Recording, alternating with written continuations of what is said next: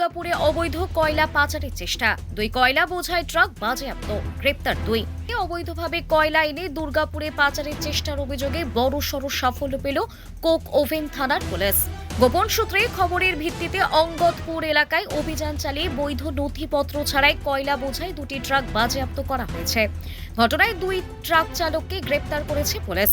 Police সূত্রে জানা গিয়েছে, গোপন তথ্যের ভিত্তিতে কোক ওভেন থানার একটি দল অঙ্গদপুর এলাকায় নজরদারি চালায়। সেই সময় সন্দেহজনক 2টি কয়লা বোঝাই ট্রাক আটক করে তল্লাশি চালানো হয়।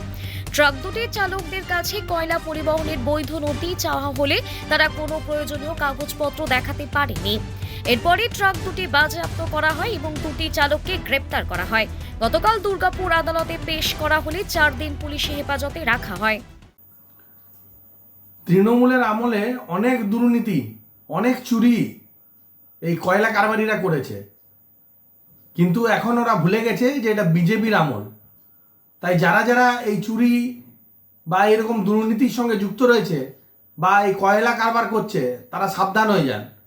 তাহলে পুলিশের হাত কিন্তু বহু দূর পৌঁছবে এবং এই সব যারা কয়লা ব্যবসায়ীরা রয়েছে তারা তো ধরা পড়বেই পড়বে, এদের আকারাও আগামী দিনে জেলের পেছনে থাকবে। এটা কিন্তু ভারতীয় জনতা পার্টির সরকার। এখানে চুরি, জোচ্চুরি, চিটিংবাজি এইরকম যারা করবে তাদের ভবিষ্যৎ কিন্তু কারাগার হবে।